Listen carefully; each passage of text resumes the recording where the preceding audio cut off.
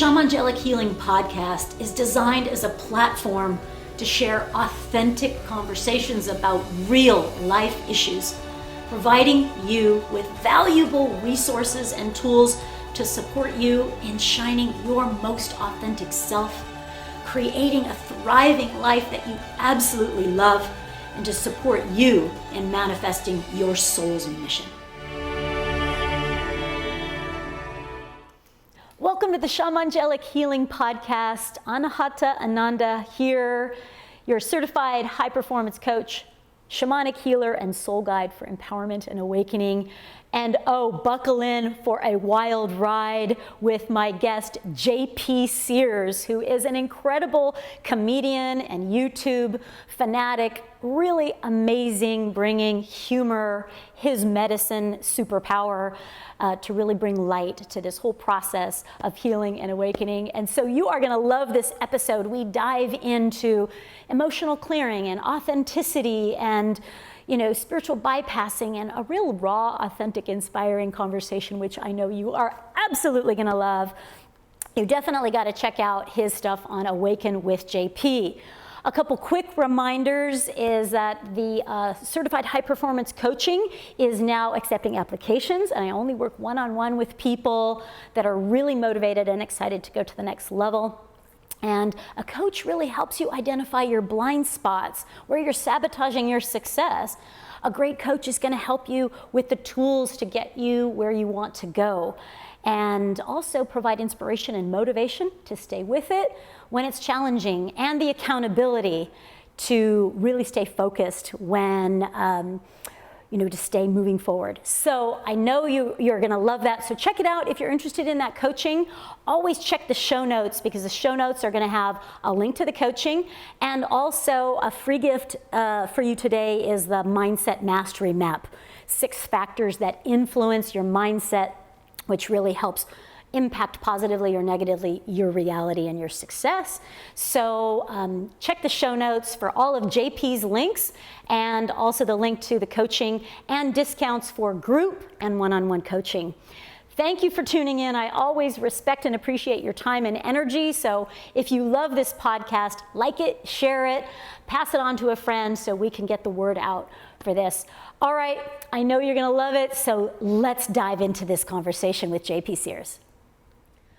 Welcome to this episode of the Shamangelic Healing Podcast. I am lit up and totally excited to welcome JP Sears to the show. Hey, thank you for having me, sister. I'm excited to be here with you, and also a little offended that you only have one Buddha on this set. If you're watching this via video. If you count me, that's 2. All right. Now I'm not offended. Wow, now I'm cured. Right? I wore my mala so that I could appear for you, ultra spiritual and not offend your holy, righteous, illuminated self. And I dressed like a regular citizen because I wanted to appear to be above the need to dress in spiritual, just to assert some dominance over you. Well done. You did that very averagely. Thank you. You look very average. Thank you. If you don't already get, JP is a comedian, a beautiful beacon of light in the spiritual community. I love your humor. Thank you. You are bringing light and the medicine of humor at a time when things are challenging, when politically and what's happening globally is, and the transformation that is whether we like it or not happening. And I really appreciate that you're able to bring the medicine of humor and make light with a lot of the things that we all do, and our egos and our narcissism and our vanity and our obsessions and our pains. You're really masterful at that. Well, thank you for seeing that. I feel like humor is the primary medicine that I'm called to serve in this ceremony called life. And I, much to your point, I think it's needed in our world today, where we look at stuff happening and it's really easy to start taking ourselves and the world around us super seriously. And I think we actually live in a very amazing transformative time. And much like any transformation, we think things are terrible terrible, like it's uncomfortable, things are going to hell. As is with any transformation, what was is coming to an end. So I think some of the old energy, whether it's our personal issues, our dogmas, sometimes societal stuff, it's stuck, frozen energy. And I think humor can be an alchemist to help melt, transmute, and let that energy flow into what it needs to be rather than what it was and is now stuck and frozen. We can laugh at the challenges. We can laugh at the ridiculousness of, wow, I'm still repeating that pattern. We can kind of have a little giggle at ourselves. And I think in my whole journey of transformation, humor has been so necessary, because if I take seriously how much I still, the traps and the challenges that I'm still working through, if I go to beat myself up during that, I've missed the point. And I think laughing at myself like, wow, I'm still acting that way, or that hasn't yet dissolved, or I'm still getting triggered there. If I don't laugh at it, I can't actually transmute it. It's made it more digestible for me. Well, and I love how you said that. And I think oftentimes the unconscious alternative to laughing at ourselves, like, I just self-sabotage for the 23rd time this month. That's kind of funny.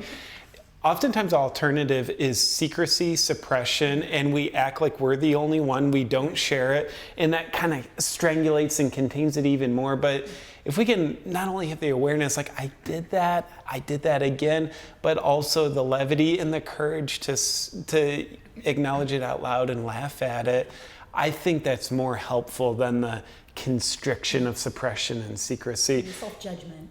Absolutely. Cool.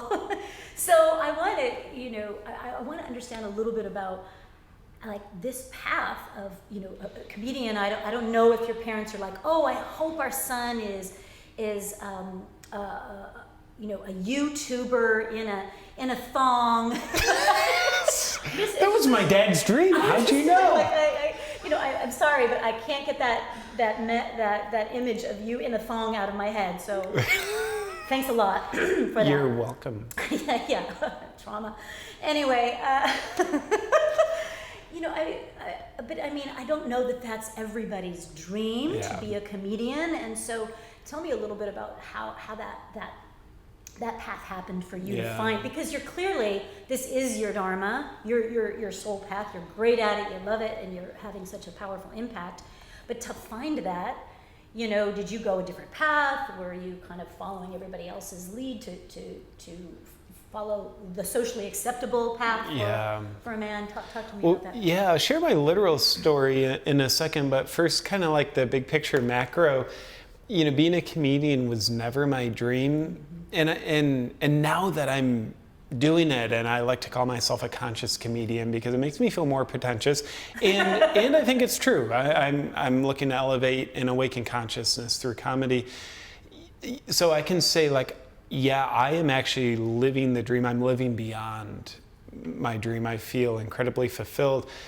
So I look back, like old JP, when he would dream his dreams, I don't think I had the self-worth to dream this dream.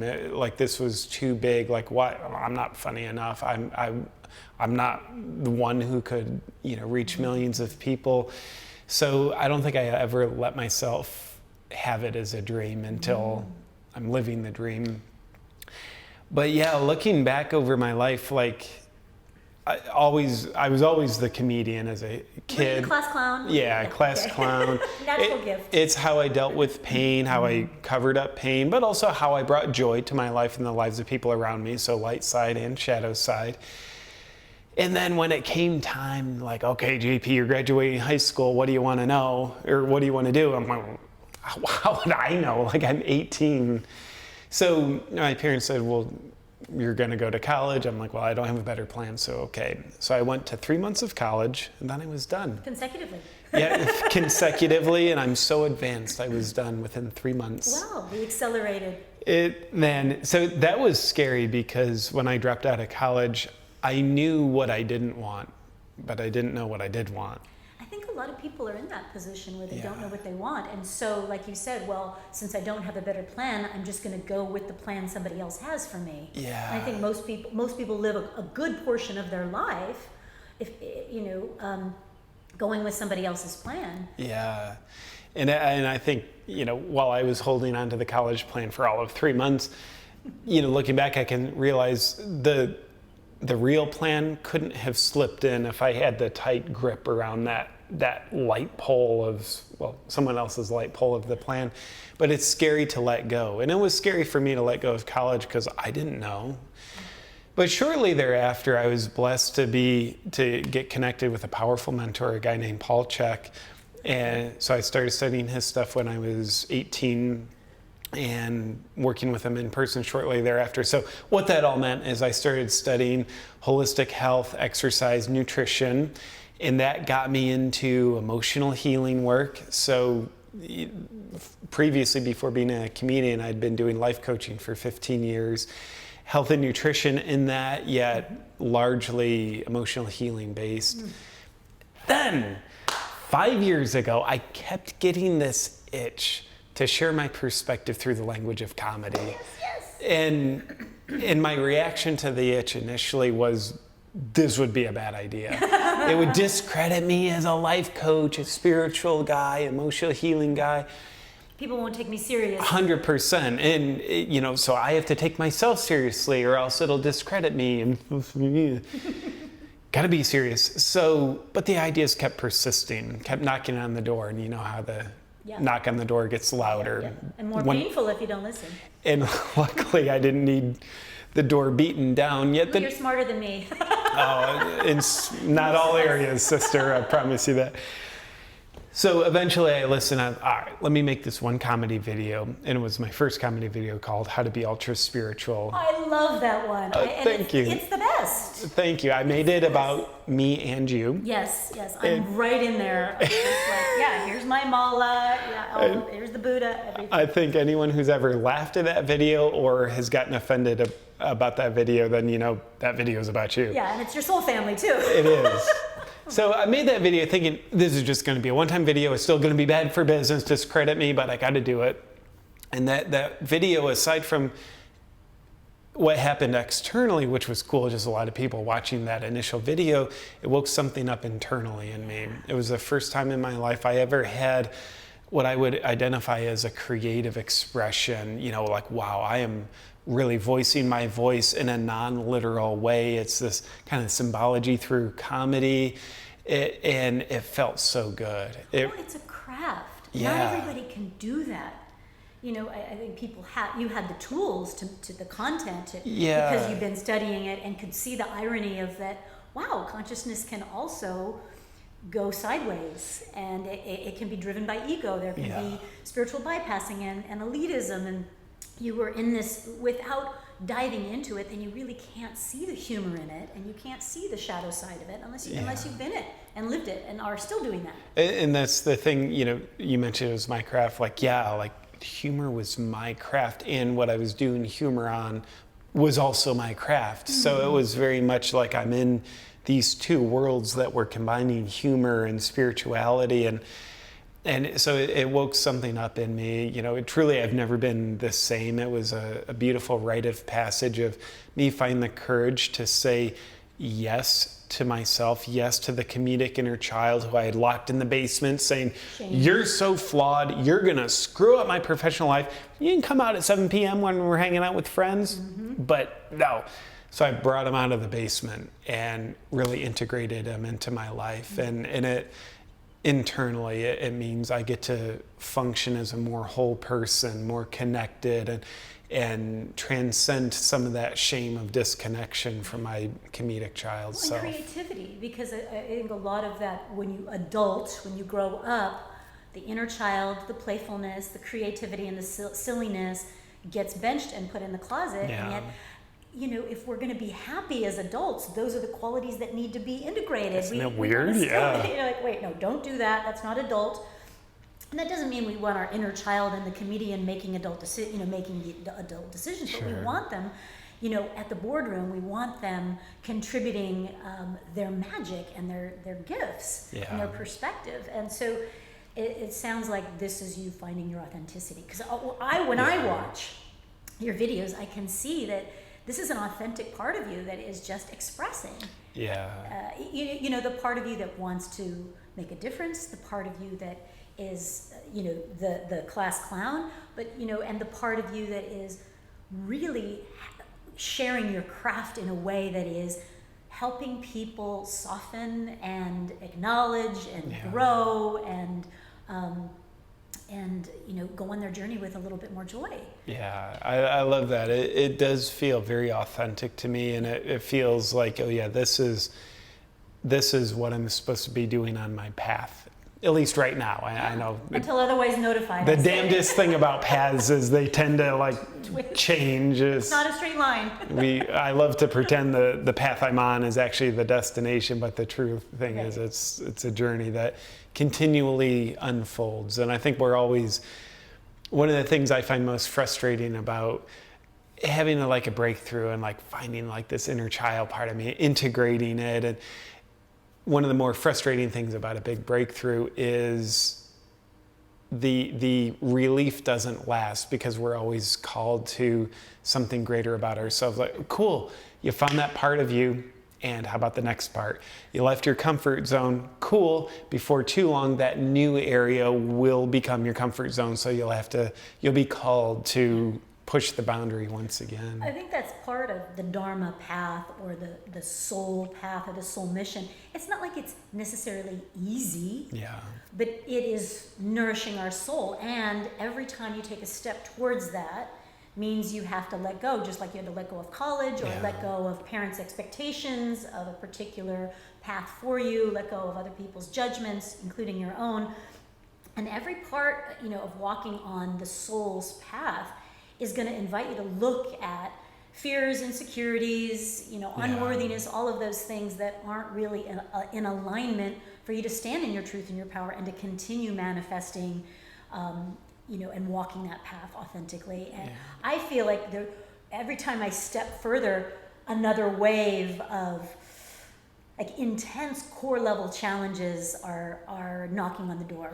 Yeah, it's it's weird how the challenges seem to get bigger, yet to me it seems we become better equipped for them, because each of the 400,000 challenges you've faced has trained you. It's equipped you for the next challenge, and be much like the weightlifter who's lifted all the weights, he or she is now better equipped to lift an even heavier weight. So even though the next challenge, though it inherently is more challenging, I think it can actually seem less challenging, because what happens, we got better equipped. We have the tools now. And I've noticed that,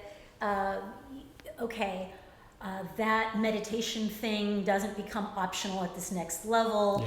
Sleep, it doesn't become optional, and individuation and self-respect and clear boundaries doesn't become optional. I actually need to be integrating and implementing all of those things simultaneously. Those things that I used to use every once in a while were fine at that level.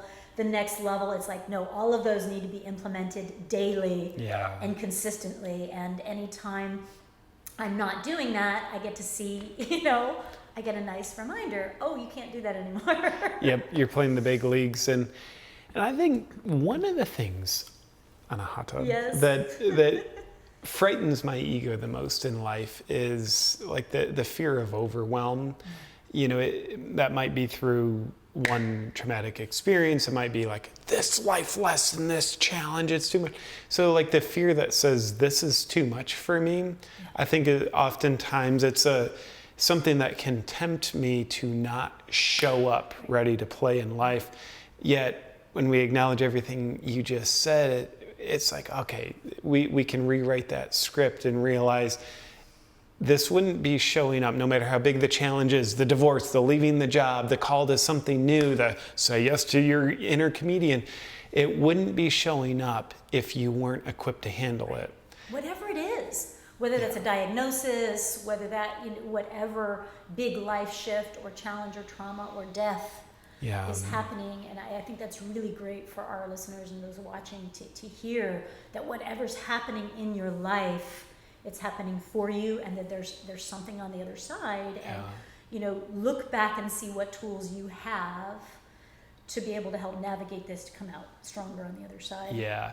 And I think like the mama bird pushing the baby bird out, sometimes like the capabilities we have, some of them that we need and that we have, we don't know we have them until we're in this situation where they need to come out. Much like the mama bird's wise enough, she realizes the baby bird is never going to realize the capacity she has with these wings unless I give her the gift of giving her the situation where she's got to let her wings fly. Right? I like that saying, leap and your wings will appear. Yeah. It's like sometimes we need that experience to say, wait, I can do this. And that experience of being thrown in the deep end, can be very traumatic. And it's like, look, but if you can swim and tread water in the deep end, then in life, no matter how deep the water is, you can tread water. And so we can be mad at the villain that threw us in the water or realize that, wait, later in life, I'm going to need to know how to swim in the open ocean. Yeah. When it's even scary and the waves are bigger. And if I know how to swim in the deep end, I can swim in the ocean. 100%. And that ability to acknowledge that the challenges that we've dealt with in the past have been preparing us for patience or courage or endurance or whatever's showing up. I love this. This is great. Yeah. The other thing that I think is important when you switch from following somebody else's path for you or being out in the open ocean without a rudder, like you said, hey, I didn't know where I was going. I didn't know what was next. And I think that there's something about each of us on our path needing to individuate at some point from everybody, whether it's parents' expectations or society's, hey, this is the way, you go to college, you do this, and then you do that. And, that process of individuating, not that you have to separate from parents and leave parents or society or friends, but to come into your own truth and your own listening about, well, what's true for me? Yeah. And so can you explain a little bit that process of individuation for you? Because you can't become a man and follow your own soul path and find your own truth without that separation. 100%. Yeah, so for me, like when I dropped out of college, that was a powerful mark in my individuation. Actually, I'm going to go to the most powerful moment because it was the first one when I was 15. Mm-hmm. I Rite of passage time. Is it? Yeah, well, 15, it was for me. So when I was 13 in 7th grade, where I grew up in Ohio, that was the first year you could play tackle football. So cool, I played, loved it. 8th grade, I played, I loved it. 9th grade, freshman in high school, I played, I hated it. Mm-hmm. So the thing is, during that freshman year, I was good enough that I got to play with the varsity, practice with the varsity, got my varsity letter, and there was nothing playful about football. No. It was sheer fear-based, competitive. We get yelled at, and I think like the way the coaches were, it was like emotional abuse at a level I don't think you can get away with in schools today. So I just hated it. I was good, but I hated it. So then when I was 15 at the end of my freshman year, I had, gritted through the season, and then, season ends in November of my freshman year, and the whole next, like starting November 1st when the season was over, I was just dreading, like, dear God, the season's gonna start again in 9 months. And at that time, there was no internal capacity for me to give myself permission to just not play, because there was expectations, my parents, the team, coach, community, small town football, high school football was for some reason a big deal. It wasn't an option in my mind. But then it was, fast forward a few months, it was June. So school's out, about a month and a half before football season begins the next year. I woke up and it just clicked, like, I have permission to not play. That is scary, super scary, but the permission was there. So which was not given to you by your parents, but you came to that. It was 100% not given to me by my parents, and I'll get to that. So, within a few days, I'm like, cool, I felt like kind of a man thing. I want to tell the coach, you know, I need to do that. Like I can't just not show up. I'm very much expected, and I want to let him know. So the night before I was going to tell the coach, I'm like, well, let me tell my mom first, and, you know, she'll support me. Nope. So I told my mom, like, Mom, I'm not... This is the easy win. This is low-hanging fruit. So I thought. So I told my mom, and, you know, she starts crying, yelling at me, telling me how selfish I am. Now, looking back, now I understand, like, Mom was very self-identified, being a football star's mom. There's the pressure, too, of social pressure that... I get that. I don't approve it, didn't love it, but I understand it. So, like, I was getting this fire, and then, like, and then my mom was just not right with me for a few months. Then I told the coach, and then I had, you know, his to deal with, and he, you know, not very compassionately accepting of me. So I had the coach, different coaches, and other players and just men in the community calling me up all summer long, trying to get me to go, like, come on, play football. Some of it was intimidation, shame-based. Others is like more levity-based, but still. So here's the thing inside of me, and getting to the individuation, I knew, 15-year-old JP knew, if I go back on my resolve, like, this is the first time I'm functioning outside of expectations, I'm following my heart. If I go back on this, it's costly. It is really gonna teach me something bad in life.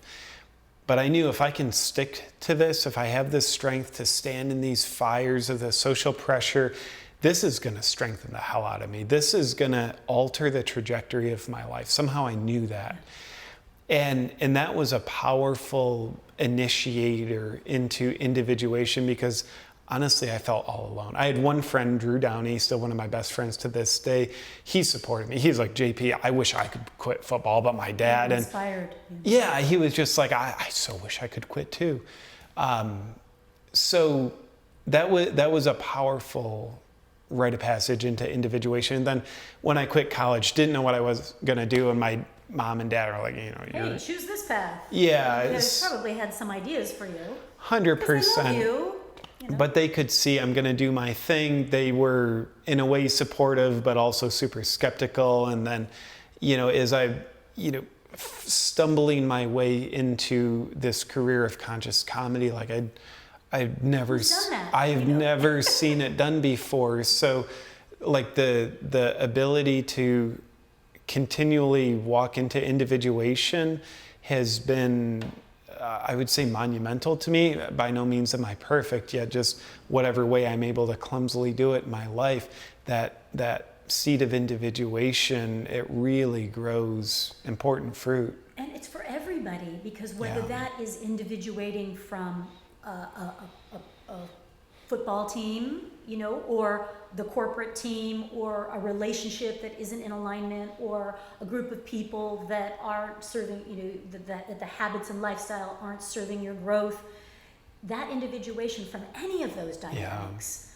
are going to bring about everything that you just explained: criticism, guilt, shame, you know, extrication, and to have to stand in the presence of that is exactly that personal, authentic will that will take to walk your own path. And it's not, like you said, hey, this is new territory, so I'm gonna fall. I don't have role models, and a lot of us will also not only have to face that kind of scary disappointment of the people that we love, but choosing that, you know, choosing not to disappoint ourselves over, and having the courage to face their disappointment, their judgment, their guilt, shame, and hold ourselves in the presence of that. And through the thousands of clients that I have had the opportunity to hold space with, so many people are having that experience. Just the cast of characters looks different. It's like, well, I have to leave, you know, I was born into a family of lawyers, so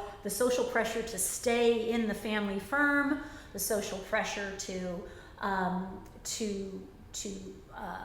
continue drinking, the social pressure to, you know, not leave the firm, you know, like any of these things. Not keep family secrets, just Right. So many And to stay in a codependent relationship when it's not healthy, and every single one of us, if that is on this path of awakening, is going to face exactly the cast of characters, and the scene will be set different for each of us. But that ability to face it, own it, feel it, honor ourselves, even if the people closest to us don't get it, and they may become the people that are most challenging our progress. Yeah, I think oftentimes the internal and external resistance. So it might be people close to you, it might be a spouse, it might be parents, friends, society, church, and then the internal resistance to whatever's calling us, the fears, the rejection, all the self-talk, self-criticism. That kind of resistance, I think, is the stone that sharpens the samurai sword of thyself. Like, if it was easy, it probably wouldn't be meaningful. It wouldn't be calling us into a higher order of ourselves. It wouldn't be sharpening us. But the fact that it's challenging, I think it's so helpful to realize, like, we have permission. Like, it's allowed to be tough. It's supposed to be. Right. We need that level of resistance. I think the question is, how do we react to the resistance? Do we personally? Yeah. Do we take it personally, and do we fall back and just like succumb to I'll be who you think you want me to be. I'll be who I think you think I should be. I'll meet expectations instead of following the call into the dark forest to individuate more. We've all done that. We've all placated. We've all bartered parts of ourselves to appease others, to not be different, to not be judged. And we've all, paid the price, and we continue to pay the price when we barter that part of ourselves. Anytime I make that choice consciously or unconsciously, there's a price tag associated. Yeah. Whether it's my own confidence, my own self-worth, whether it's like, wow, I said yes, but I didn't really want to go to this thing. Yeah. So I end up, not having a good experience or picking a fight or whatever.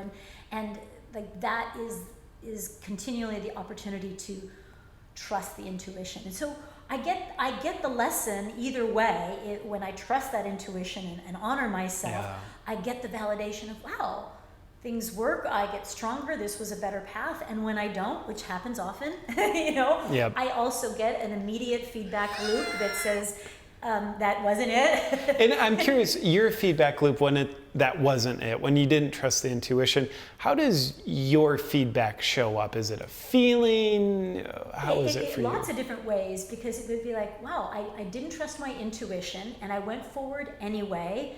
And so I exposed my heart to something that it already knew wasn't the right way. Yeah. Or I made this choice out of fear and lack, so that's what I got back is fear and lack. I lost money, or that wasn't the right person to be in business with, and so it just delayed my whole progress 6 months. So it's struggle, it's finances, it's the cost of my health, my happiness, you name it.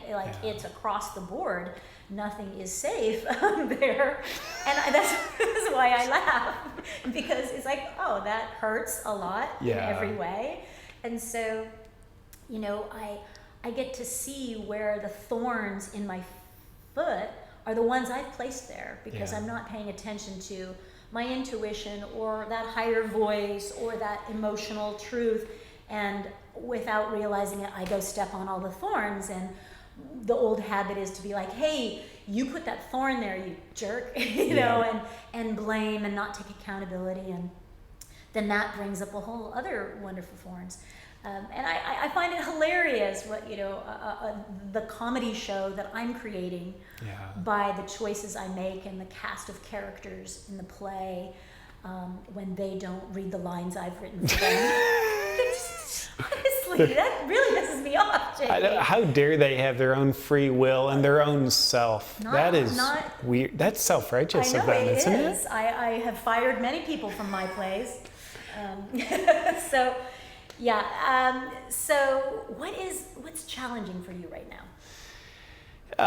Where are you meeting your edge? Aside from everything, nothing, like things are just bliss. Yeah, of course. Really. You're totally awakened, so. Oneness. Right. Oneness. Dealing with oneness is challenging.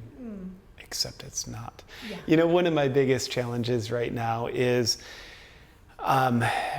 getting more white space and free time in my life. So I've been workaholic, productivity-aholic, mix all that with, I feel incredibly on purpose, so it's so easy to justify overworking because like one, it's fulfilling, it feels good, and it's like, yeah, that's on purpose, but you know, it crosses a line where you can overeat health food as well. For sure. It's like, oh, you ate 12,000 calories of celery today, that might not be super good for you, and why would you do that? Celery's not that interesting.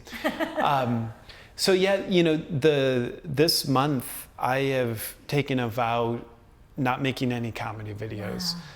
I've got plenty of other work on the table, but you know, it's scary for me to commit to, I am going 1 month without making comedy videos because comedy videos have given me external recognition. They've become a source of comfort and creativity. Like fuel your business too. Yeah, like so many great things, shadow things too, like external validation is great. But also there's a level of white space I realize I need, and it came to me like take an off season of videos, and it scared me right away, like, oh, like taking away the videos. So that made me realize like, all right, there's purpose here. Like, yeah, the videos, as purposeful as they are, part of me is using them and productivity as a shield to cover something up. I deep in my heart know I need more white space. There's a reason why I haven't given myself more white space. It's because I notice stuff when I'm in white space instead of shielded space with productivity and videos. So what comes up that's a challenge. When you do choose white space and it's not familiar to you, what's the feeling that's uncomfortable there? Like what fear or what angst comes up when? Yeah, there's a fear of I'm not enough. Yeah. I'm not being of value. There's also, and I'm not even going to worry about being rational with my fears because it's fear, not a thought. I'll lose everything. Yeah. It's a big one. Yeah, it's kind of big. Lose everything. There's a lot. Everything encompasses relationship, money, clients. Absolutely. All of that. That's a big to face. Yeah, and in that place, you know, every coach and mentor that I've had the gift of training with or learning from has always come with that value of downtime and stillness, and especially with so much, you know, productivity and, you know, stay with your goals and all of that.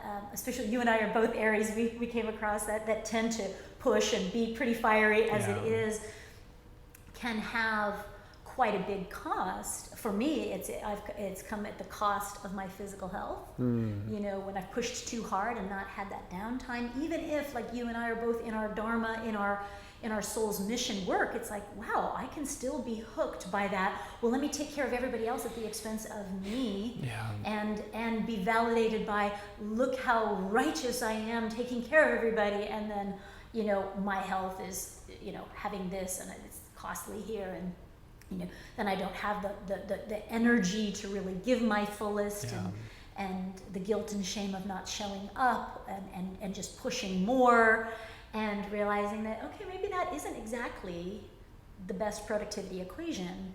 Yeah. And nature doesn't do that. Nature has downtime, and it's not just 1 week a year. It's all season. I wish nature wouldn't validate. Exactly. Model that. That's so true. Like, you look at a farmer who tries to farm his or her field 12 months out of the year, he's going to kill the field. Yeah. It's going to, microorganism population, the nutrients, we know it's going to become a very depleted field. Nature takes an off season. Winter is... And fall, even a whole season just for letting go, where it's not birthing anything. You know, and each of us has those times where we're fruitful. We're not meant to be in perpetual summer. Yeah. Like, that isn't our nature, to be in perpetual fire. There's other elements, there's other seasons. And so the white space, I really appreciate that, because I think in Western culture, go, do, and our validation coming from productivity and action, and really an epidemic of not knowing how to fill quiet time without distraction, without and knowing. I don't think we really know how to be still and take that time, because it's not socially validated. Go is socially validated. 100%. So, and I agree. We don't get socially validated, and I'll tell you this. Part of me really invalidates myself, shames myself when I'm in a place of white space. There's like the father part of my ego comes in. It's like, you're not being productive. I remember when I was very acutely, when I dropped out of college and I started studying the Paul Chek stuff, I was still living at home with my parents. And I was studying hard, the Paul Cheks. First time I was... university that you created. Yeah, it was the first time I became passionate about learning anything. Though, so I remember sometimes I would be in the living room, VHS player, VCR, and I might be taking a break. But if I heard my dad coming home, I would instantly turn on the TV VCR, play a tape. Even though like I wasn't really studying, there was a fear of appearing unproductive in front of my father. And there's that part of me that still lives with me. So it's like, not only am I not getting external approval and validation, this internal part of me really shames me. And that's part of what I cover up, and one of the feelings I anesthetize and avoid through overproductivity. So this month, part of the deal, it's not some fairy tale like white space, JP, enjoy. It's like, yeah, white space, I probably won't enjoy it. It'll be like a swellage. There's feelings I've got to feel, the fiery flames of this shame feeling that I do to myself that I spend so much time avoiding, yet I think it's a dragon I've got to face. I think all of us are in some way or another facing or avoiding. We're either saying, well, why am I avoiding this? Or just continuing to sedate, sedate, run, hide, blame, sedate, ignore, or distract. I mean, those are our go-tos. They're great, aren't they? All of them. I do all of them. I'm in love with all of them. Very masterful at each one. I mix it up, and I think that's where our dragons lie, is when in those places where we're not quite ready for that. I want to acknowledge, anybody that's not quite ready to deal with that, and there's times when we are ready, and there's times when the universe is going to continue to knock on the door with a louder wake up call to say, are you ready now? Are you ready now? And just to be in tenderness with that reality of facing something that's uncomfortable, because you're doing it, I'm doing it, everybody watching and listening. You're not alone, in that challenging space to feel those things from decades ago that are still showing up, and to be tender with it. It seems like there's a softening and the qualities more of the water element and stillness and slowing down and being present and listening are really coming forward a lot more as we move towards creating the new paradigm. These qualities are coming forward and being invited for men and women to move closer towards and face their fears. I love how you said that, like the new paradigm. I think it's so, I'm going to say this to me because I need to hear it, and let everybody else eavesdrop if you want. But the old paradigm currency of approval, external validation, productivity, hustle, hustle, hustle. I know it's so trendy on social media, yet that is also a very old paradigm way of being. Awesome to have that quality to pull on, but when I make it my modus operandi all the time, I realize that's a very old currency that present day in the new paradigm has a horrible conversion rate, where I realize, wow, the wealthy aspects now are connection. It's facing the dragons I've been avoiding. It's vulnerability, not avoidance.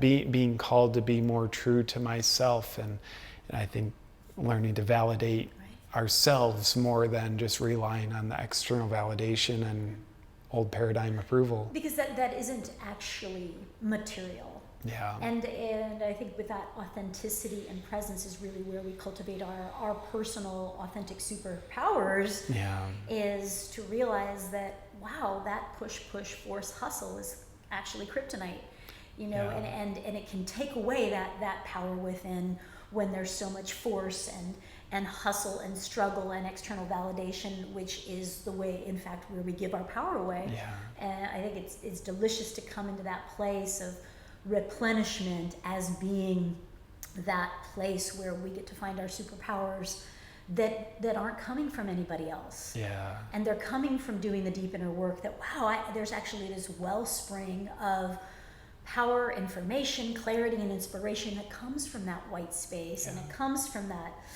facing the dragons and being vulnerable and stepping away from everything, where we get to be replenished from that place. And then, yes, from that place, I'm excited to see what new creativity births from this time of you kind of stepping back a little bit and replenishing. I'll say this, the last time I had real white space was last November. My wife and I were in Thailand. I was there for about 2 weeks, and I had a little bit of work on, but it was more white space and time off than I had in a long time.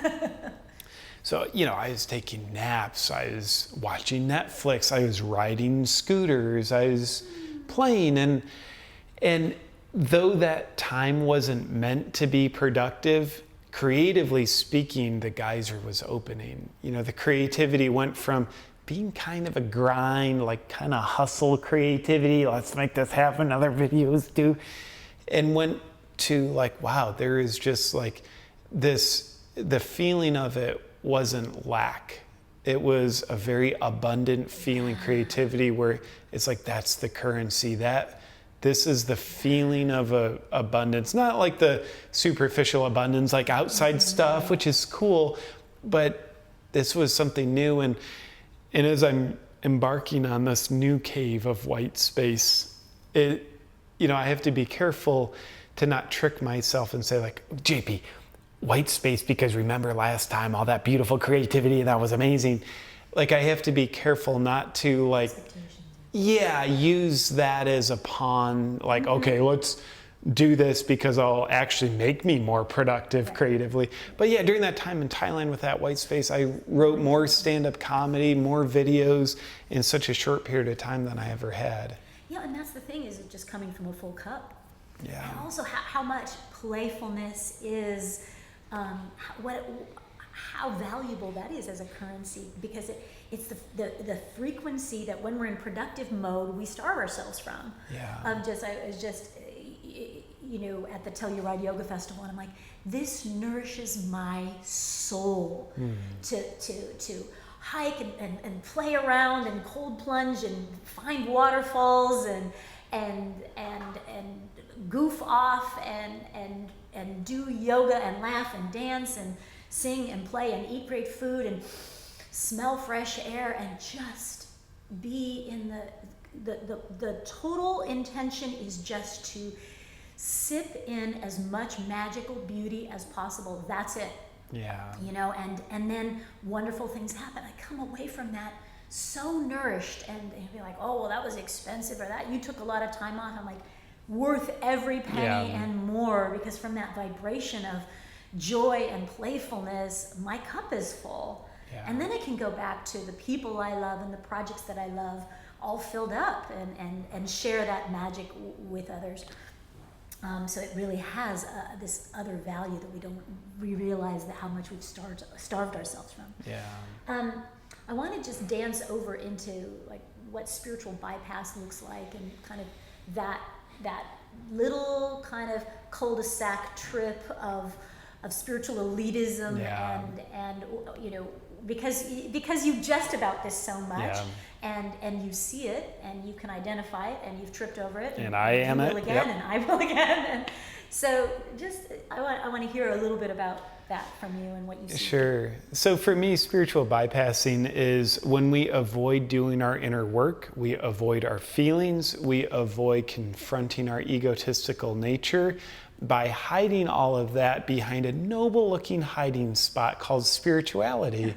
Someone's like, JP, you're being an asshole. It's like, no, I'm being spiritual. Yeah. Why'd you call it the wrong thing? If you were triggered by that, it's about you. What's that say? So, really spiritual bypassing is a fear-based mentality. It means we're afraid of actually feeling our feelings and facing our shadow selves. And it truly is hiding that all behind a convenient, noble-looking hiding spot, because spirituality, for all intents and purposes, is the opposite of all, superficial spirituality is the opposite of all the egotistical natures. So I think when we're spiritual bypassing, it means we're so controlled by our ego. The ego has learned to morph and say, oh, I can continue to be incredibly egotistical without being found out if I disguise my egotisticalness as spiritualness. Cool, I'll do that. So we just get more and more controlled by our ego. And I've done this so much. From the time I was 23 to 33, I lived in Encinitas, California. Have you been there? Yes. So it's definitely an ultra spiritual place. I live in Sedona. I mean, okay. So, I'm gonna do a video on us. Like Encinitas is the minor leagues compared to Sedona. Totally. So, I was there, and I was there at a young age. So I was less self-aware, and I was very much into this spiritual life and a great benefit from that. But also spent 10 years becoming blind to how my ego was getting its needs met and misdirecting my anger, misdirecting passive aggressivity into a spiritual context that I was very blind to. And then after 10 years of that, I started to wake up to it. And in fact, my first comedy video, How to Be Ultra Spiritual, it was me shining the light of awareness on my spiritual bypassing that I was discovering, my egotistical nature that had been disguised as spirituality. Kind of keeps you from being accountable for what's really 100%. happening. I've noticed that in myself, and when I watch situations where I'm like, wow, when somebody has a pain or a breakup or something like that, oh yeah, it's all meant to be and that's good, but actually classic bypassing language, which is, if you're doing the inner work, you'll come to that, yes, it's all good. Yeah. And if you don't do the inner work, then here comes the bypass. You still need to do the inner work. Yeah, that sucked. There was a breakup, a disappointment, or there was betrayal, or whatever it was, whatever trauma, and to actually go into the human experience and the human emotions, and not be like, oh, I'm a spiritual, I'm a human in a spiritual body, so I'm just gonna not feel anger, disappointment, grief, rage, insecurity, and in that, instead of spiritual bypass, is going into those feelings and then using the spiritual tools to then rise above it and say, okay, yes, this happened for a reason. I get to own my part in it. I get to choose whether I play the victim and continue to project anger, or whether I move into forgiveness and acceptance and, on my part, take the lesson and, move on, but not from a place of avoidance. 100%. I think spiritual bypassing, I love everything you just said. It's going around the dark forest, but not spiritual bypassing, actually being spiritual as we go through the dark forest. We feel our feelings, we're honest, we're authentic, we're vulnerable with them. And that means we eventually get through the dark forest into a bigger place of oneness and realized oneness and wholeness. So I think anytime we're rationalizing why not to feel a certain way, like, don't be afraid, it's all love. Yeah. Or like, oh, you got cheated on, are you hurt? Like, no, we all come from the same mind of God, and like, why would I be hurt and upset because we're both like whatever, oneness? That is the most egotistical thing we can do when we're, I go, own this. My opinion is when we're avoiding our feelings or rationalizing why we shouldn't feel certain feelings, that is the most egotistical thing we can do, because the nature of the ego is fear. So it really means we're afraid to feel our feelings. Yet I think immersing ourselves in the honest, authentic feelings we have in the moment, one of the most spiritual things we can do. Carl Jung has said, feelings are the language of your soul. Right. He didn't say the happy bliss bunny feelings are the All the language. time. Yeah, he said feelings, capital F, All of them. are the language of our soul. So I would dare say our soul is where our power comes from, and the feeling is our connection to our soul. Like, yes, our little forgetful self, we get to connect to our remembering self through the language of our feeling. And when we're avoiding that, like, yes, the power of our soul is scary. I get that. We fear our feelings. Yet when we're avoiding our feelings, we're being controlled by our ego. But when we're being willing to have the courage to be vulnerable, feel our feelings, that's typically, for me, when I feel the most unspiritual, but it's really when I'm highly connected. Well, and I think in the spiritual conscious community, one can feel that, oh, if I go into that place of authentic emotion, I'm going to look unconscious. Yeah. And I don't want to be seen as somebody who is not awake enough, that is still being triggered by this experience, and so I'm going to mask that and pretend like that shadow doesn't exist, or that's their fault, they triggered, and so I think that the bypass is coming from that place of not really wanting to be seen as unconscious. Yep, so now we're using the facade of spirituality as a fashion statement, like that'd be like a woman or a man this day and age going out without makeup on, like, oh my God, I'll be seen, like, oh, they might think I'm ugly, so let me put the makeup on so I look more fashionable. But here the makeup is like, oh, let me look happy face, spiritual, let me remember this vocabulary, and all of the things, so that I look fashionable, I don't appear unconscious, I don't appear ugly. Yeah. And of course, I think we also realize when we're maybe in our hearts, we realize the paradox. Like, you can only be as conscious as you're willing to descend into your unconsciousness. So, like, let's get unconscious, because that's the seed of growing our consciousness. Yeah, I think in that authenticity, being willing to show that vulnerability is what it ingratiates people to not feel so alone. Yeah. So it is so delicious. Thank you. For I wanted to kind of go into that, because that's some juicy pearls that you just shared there about, spiritual bypass and spiritual elitism. Like, oh, well, I don't talk to my family anymore because they're unconscious, and I'm like, ding, ding, ding, ding, ding. Like, that's the place. When a client lands in my healing space, that's the first thing they say is like, oh, well, they're unconscious, so I don't connect with them anymore. And I'm like, okay, that's exactly where we're going to go to deal with where the heart is closed off towards the people that you're related to. It doesn't mean you need to see eye to eye. It doesn't mean you need to agree. But as soon as you've gone into that judgment place, that's the Achilles heel. That's the shadow side. Oh, that I'm better than them. Yeah. Like they've got a lot still to teach. We look down on them a little bit. Yeah. Up here, I can see that I'm better. I think a question we all deserve to ask ourselves is, how am I spiritually bypassing? It's not a question, do you do it, but how much, how long, how often, and what's the form? And hopefully we can all have the humbleness to ask, how do I do it? Because if we don't see how we do it, then we know we're definitely doing it, and we're going to be more controlled by it. We'll have less self-awareness, so we'll spend more time in it.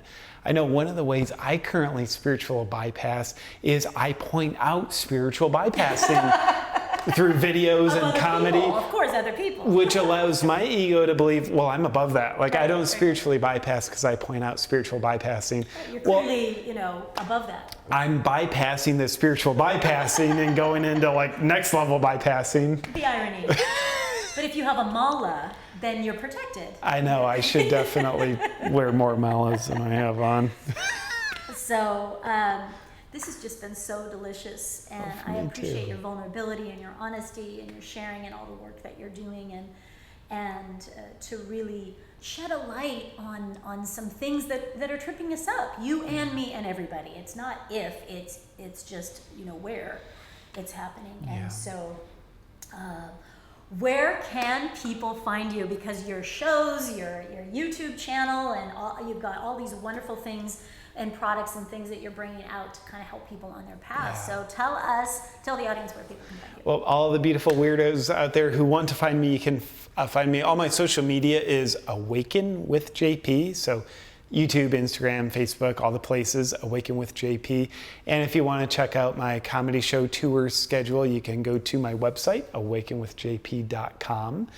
And feel free to check me out. And if you find me offensive, those are the places you want to avoid. Definitely don't say anything negative on any of those, because that wouldn't be very conscious or spiritual. Well, I don't think anybody's ever said anything negative on the internet, have they? No. Yeah. And no one listening and watching would do that. No. So definitely, we will make sure to have in the show notes all of the ways that you can connect with JP, and you've got to watch the videos. They're hilarious. I'm sure we're going to give you lots of content to make sure Sedona is showcased and how not spiritual. I've had so many requests to do a Sedona video, and I will. I've just, believe it or not, I've never been to Sedona. Well, now you have the invitation. I will come. I need the first-hand experience before I do my portrayal of it. Yes. Well, let me show you the way, and bring sunblock. Oh yeah, for sure. I'm ultra Caucasian. Ultra Caucasian. So yes, we will make sure to have all of your deets in the show notes. Awesome. And we've got some wonderful free gifts for you. I want to make sure that you have, free offering is this mindset map that I want to share with you. So check the show notes to get that free gift. And it's about factors that really can influence a positive or negative mindset and the quality of your mindset, and things that you can kind of take a look at to see if these 6 different factors are contributing positively or negatively to your mindset. And also, reminder that the Quantum Leap coaching is up. The one-on-one is now up and live. And so I want to extend to you a $100 discount if you've watched this show and you are also ultra spiritual. If you meet that criteria, then apply, and we're going to do $100 off either the group coaching or the one-on-one. So all of that is in the show notes. Really appreciate you, JP, for everything that you're doing. Thank you for your time. Thank you for having me, Anahata. Yeah, it's been fun being here in Austin, connecting with the soul family here. Yeah. And please, if this audio transmission, if you found some pearl, some little nugget that really landed for you, like it, share it, comment below, and give us a rave review if this really landed as medicine in your soul. Thank you so much for tuning in, and go forth and shine. From Shamangelic Healing, here on the road in Austin. Bless you and thank you.